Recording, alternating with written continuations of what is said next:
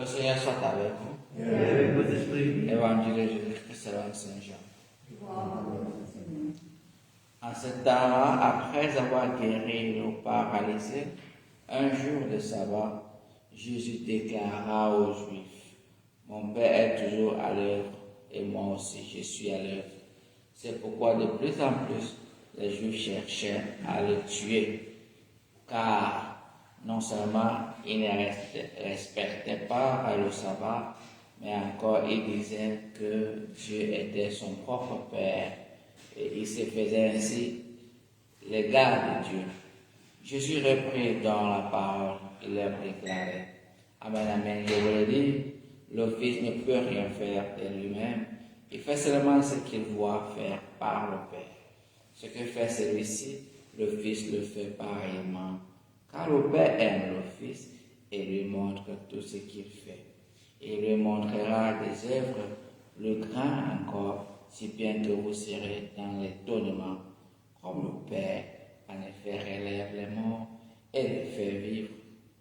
Ainsi le Fils lui aussi fait vivre qu'il veut, car le Père ne juge personne. Il a donné au Fils tout pouvoir pour juger, afin que tout honore le Fils comme ils honorent le Père, car qui ne rend pas l'honneur au Fils, ne rend pas non plus l'honneur au Père qui l'a envoyé. Amen, amen, je vous le dis. Qui écoute ma parole et croit à celui qui m'a envoyé obtient la vie éternelle et l'échappe au jugement, car déjà il passe de la mort à la vie. Amen, amen, je vous le dis, l'heure vient et c'est maintenant où les morts entendront la voix du Fils de Dieu et ceux qui l'auront entendu vivront. Comme le Père en effet a la vie en lui-même, ainsi a-t-il donné au Fils d'avoir lui aussi la vie en lui-même. Et il lui a donné pouvoir d'exercer le jugement parce qu'il est le Fils de l'homme. Ne soyez pas étonnés. L'heure vient où tous ceux qui sont dans les tombeaux entendront sa voix. Alors, ceux qui ont faim, le bien, sortiront pour ressusciter et vivre. Ceux qui ont fait le mal pour ressusciter et être jugés.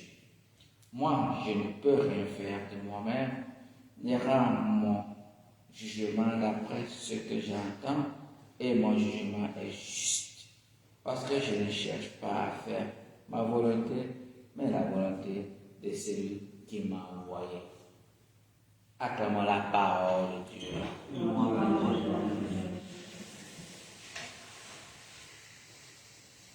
Chers frères et sœurs, dans la lecture de l'Évangile, il y a quelque chose qui apparaît beaucoup de fois. La vie, je donne la vie et la vie, la mort, la vie, la mort. Qui donne la vie? C'est celui qui a créé la vie. Celui qui n'a pas créé la vie ne peut pas donner la vie. C'est comme le diable. Le diable n'a pas créé la vie, mais il menace la vie. Il veut écraser la vie. Il utilise les uns les autres pour nous écraser, pour nous faire comprendre que nous sommes rien. Parce que lui n'a pas créé la vie, il ne voit pas la valeur de la vie. Mais c'est lui qui a créé la vie, c'est lui qui nous dit, ça va bien aller, calmez-vous là. Je vais vous recréer, je vais vous recréer, je vais vous donner la vie. Et il dit, ceux qui pensent qu'ils sont déjà morts à cause d'une chose ou l'autre, ici ne parle pas de la mort totale, il parle de la détresse, l'angoisse, découragement, tout ça vient de l'esprit des morts. Donc il dit, ceux qui pensent qu'ils sont déjà morts, écoutez, calmez-vous, c'est moi qui ai créé la vie, je vais vous encore redonner la vie. Et il dit, celui qui écoute ma parole aura la vie.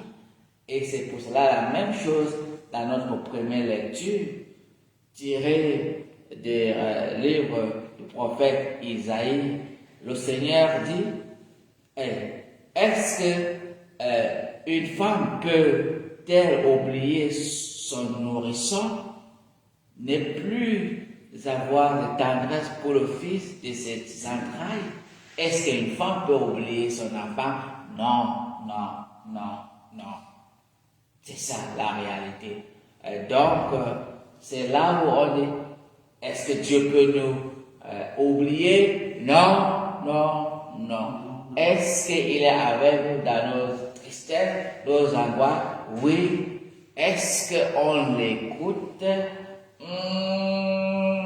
C'est là où beaucoup de fois on écoute soi-même, on n'écoute pas le Seigneur.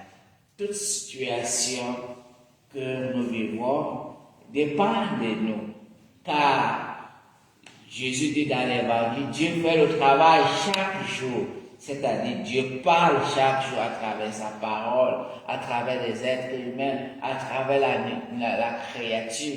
Il nous parle pour dire, voyez, me voici, je suis avec vous, regardez-moi.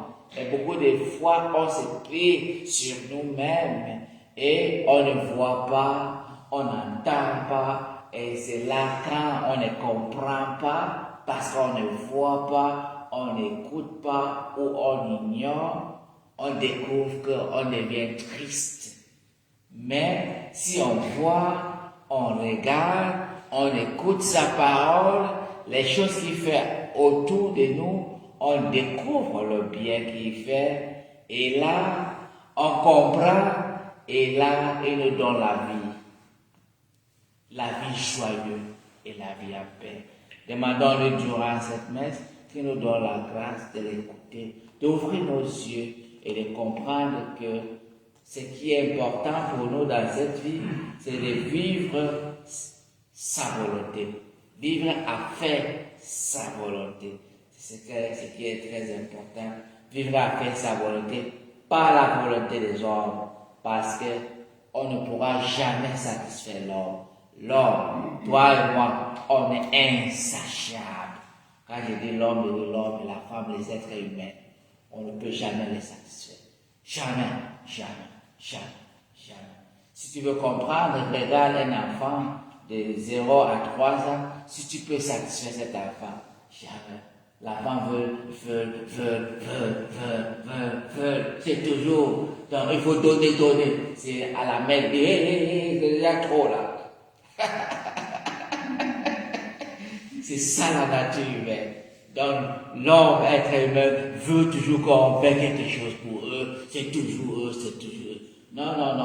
Mais Dieu, non. Fais le peu que tu peux et il va apprécier et c'est ce qu'il veut de toi.